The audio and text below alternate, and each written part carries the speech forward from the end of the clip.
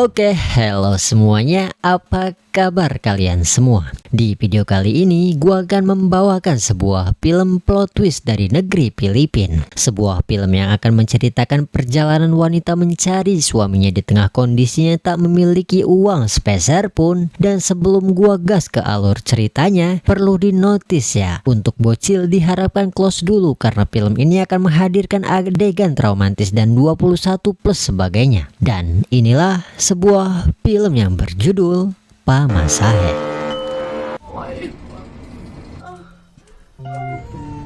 Di awal film kita dilihatkan pada berita bencana angin topan yang melanda kota Pisa sebagian Filipina yang menghancurkan semua rumah di kota itu.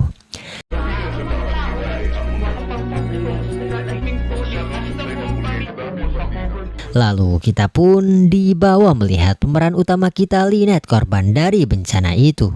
Lynette yang ingin mencari suaminya namun tak memiliki uang sepeser pun guna membeli tiket kapal. Ia pun nekat menyelinap masuk kapal itu tanpa tahu apa nanti konsekuensinya. Sampai pada Lynette tertangkap basah oleh penjaga kapal itu. Lynette yang tak bisa membayar tiket kapal itu pun dibawa ke suatu tempat dan diminta membayarnya dengan cara yang lain. Dan di kapal itu, Lynette pun akan mengalami neraka yang tak pernah ia sangka.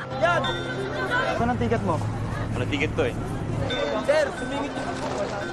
Sekilas kita pun dibawa setelah Lynette sampai di kota Manila. Jadi film ini memiliki alur cerita maju mundur ya teman-teman. Jadi kita dibawa dulu ke setelah peristiwa itu, sebelum nanti kita dilihatkan apa yang terjadi pada Lynette di kapal itu. Lalu kita pun dilihatkan setelah Lynette sampai di Manila setelah ia melewati perjalanan dengan kapal itu. Lynette yang dihadapkan pada tak memiliki uang guna melanjutkan perjalanannya pun diberi tumpangan setelah Lynette berhasil mengembalikan dompet yang terjatuh pada pemiliknya. Pitakan niyo po. Ale.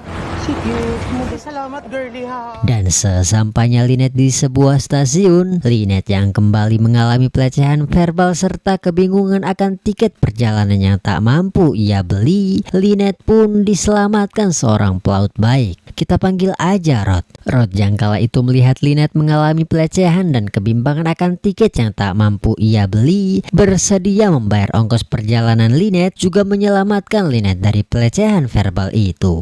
Kamagalala. Sige, ako nang babayad. Tuminom mo kayo, ha? Masuso ng mami. Harang kayo. Sorry, Sek. Dan saat Rod menanyakan akan apa yang sebenarnya terjadi pada Lynette yang terlihat kusut dan kotor, Kaya kwento yung buhay mo. Mawa ka naman pala. Ako naman po si Lynette. lalu kita pun dibawa ke masa lampau saat Lynette menceritakan kisahnya itu.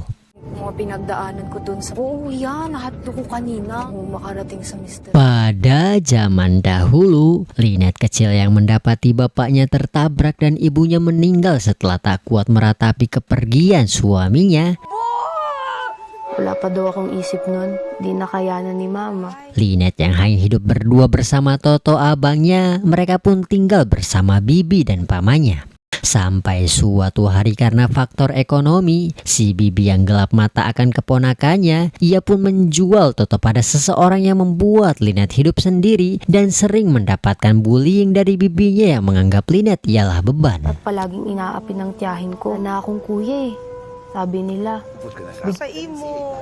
Sampai pada suatu hari saat Lynette telah menginjak 16 tahun masa subur-suburnya, si paman bejat yang kala itu baru pulang dan mengetahui Bibi tak ada di rumah dan melihat Lynette sedang sendiri. Si paman yang melihat kesempatan itu, ia pun tega melampiaskan nafsunya dengan mencabuli Lynette kala itu. Papatay kita. Tiyo mo. Kumaingay. Dan sialnya di sini, Lynette yang memberitahukan akan hal itu malahan tak dipercayai bibinya yang memutuskan guna mengirim Lynette keluar kota sejak saat itu. Pinadala niya na lang ako sa Quezon City. Sinasabi niya bugbog niya lang ako. Sampai pada suatu hari Lynette sedang bekerja di kota, ia yang mendapati kabar akan kakaknya Toto mencarinya pun dibuat bahagia saat sekian lama ia bisa kembali lagi bertemu dengan Toto. Lynette, Matagal ko nang nawawalang kuya. Akap ni kuya. Lalu Toto sebagai abang di sini yang melihat Lynette tinggal sendiri di kota, Toto yang kasihan akan Lynette, ia pun membawa Lynette guna tinggal di kediamannya bersama Susi istri Toto. Kasama ang misis niya Eva Segovia. Dan alangkah tak enaknya Lynette akan kedatangannya yang takut mengganggu kenyamanan Mbak Susi. Mbak Susi yang di sini malahan senang dan menerima Lynette sebagai adik iparnya pun sampai rela mengajari Lynette make up dan keperluan wanita sebagainya. Mag-make up, manamit, nuruan niya pa nga ako sarili. Hari-hari dijalani Lynette dengan penuh bahagia di rumah iparnya. Sampai pada suatu malam, Lynette yang sering mendengar kakak dan iparnya sering melakukan hubungan intim dengan barbar pun membuat Lynette terangsang dan nekat mengintip kakak dan iparnya melakukan hal itu demi kepuasan dirinya.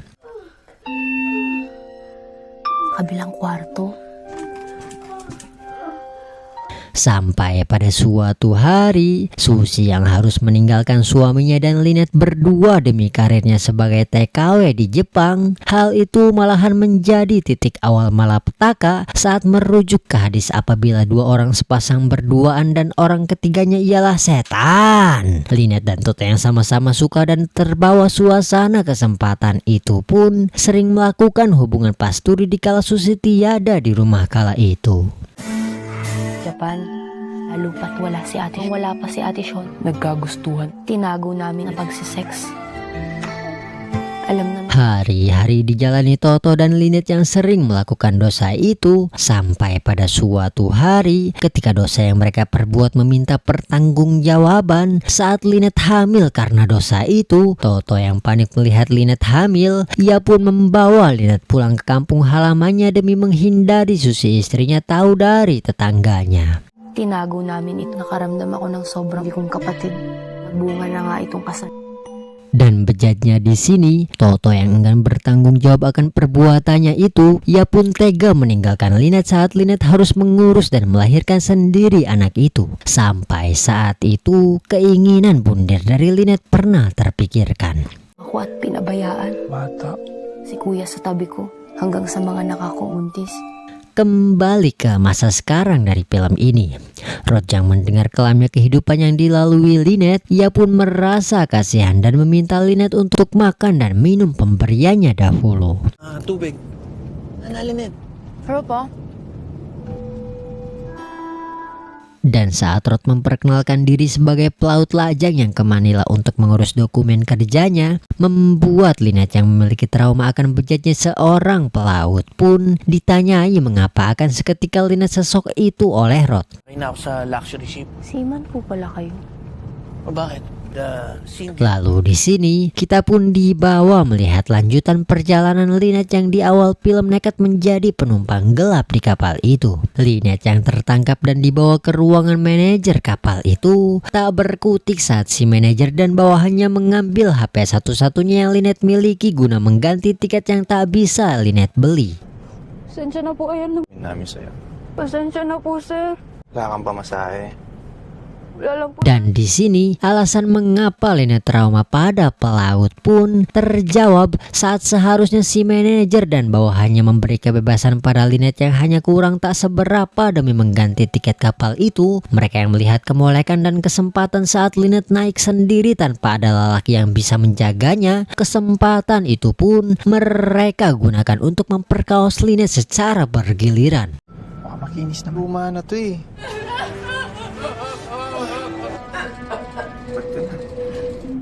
Di scene ini asli teman-teman, bagaimana menderitanya Lynette dieksploitasi dan mendapatkan intimidasi dari si manajer dan bawahannya sampai-sampai membuat Lynette trauma dan merasa tak ada harga dirinya.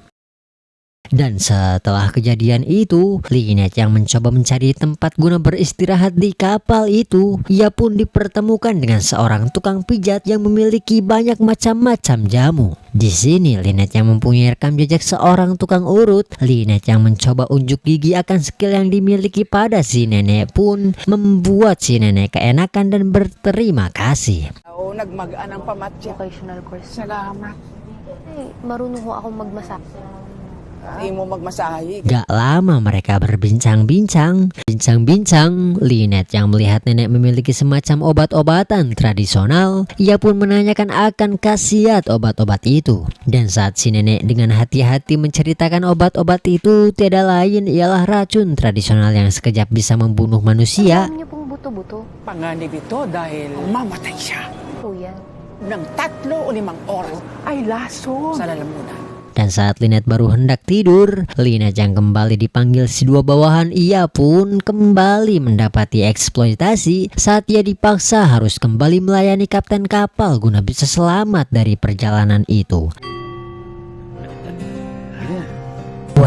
Wedan. Dan sekembalinya Lynette ke nenek dengan keadaan menangis, si nenek yang tak bisa membantu secara langsung melawan kekejian di kapal itu. Si nenek yang kasihan melihat nasib yang dialami Lynette, ia pun hanya bisa memberikan racun-racun itu untuk Lynette guna bisa menjaga dirinya.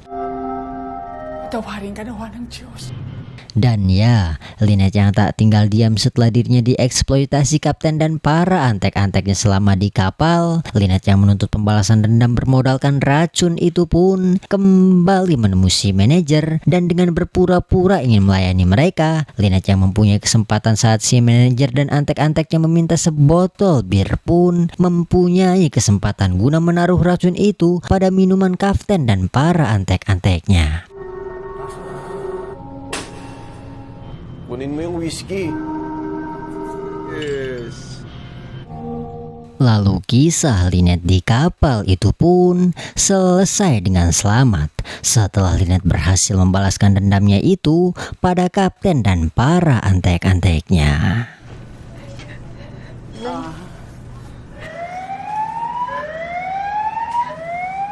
Lalu scene pun kembali ke masa sekarang dari film ini. Di perjalanan mereka yang terhenti karena cuaca buruk, admin bisa memutuskan guna menghentikan perjalanan itu demi keselamatan. Mereka pun hanya bisa meminta maaf dengan memberikan penginapan yang layak pada para penumpang bis. Namin ang inyong tutulog at bahana po ito. Sa po tayo ng umaga magpapato. Dan di rest area itu, Roja merasa kasihan setelah ia mendengarkan nasib malang yang dialami Lynette sampai rela memberikan effort lebih ketika Rod rela memberikan sebuah HP dan sejumlah uang pada Lynette untuk bertahan hidup. Bait-bait mo sa akin. Kasi ko ng cellphone, regalo ko sa'yo. Biyahe mo, kakailanganin mo rin to, ha? Yang karena hal itu, Lynette yang merasa tak enak setelah apa yang semua Rod berikan kepadanya, hanya bisa berterima kasih banyak-banyak. Sebelum Lynette diajak Rod untuk sekamar dengannya, Lynette yang sadar akan niat Rod mengajaknya sekamar hanya tak lebih menginginkan serambinya pun memahami hal itu dengan membiarkan hordeng kamar mandinya terbuka guna Rod tak munafik bahwa kebaikannya pada Lynette tak lain ingin juga mencicipi serambinya Lynette meski dengan caranya yang naif. Samahan mo na ako sa kwarto.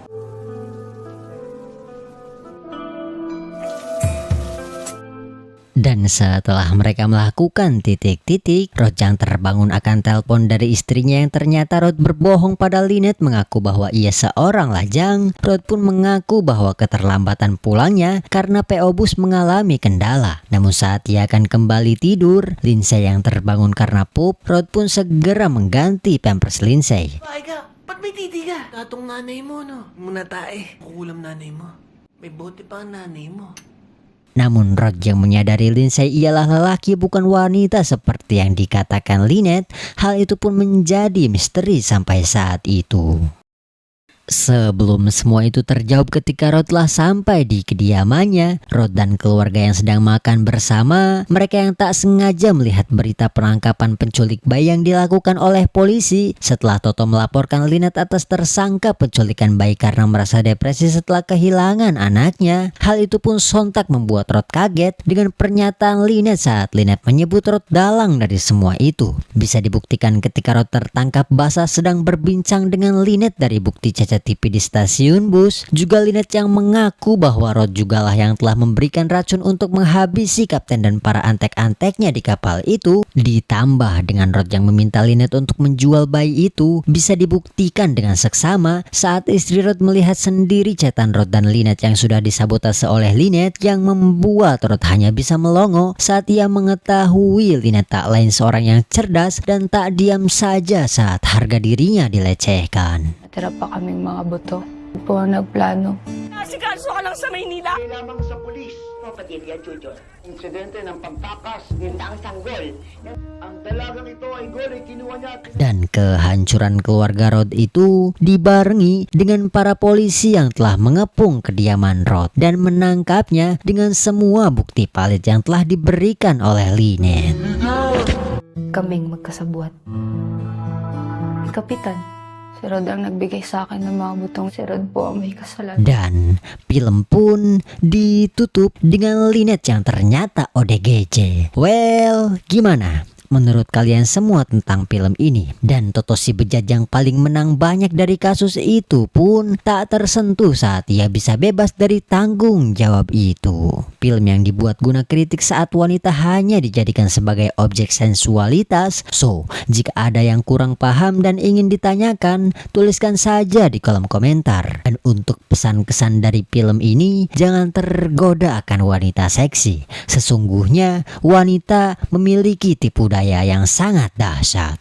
Dan gua Rizal mengucapkan banyak terima kasih atas kunjungan kritik serta support dari kalian, and bye bye.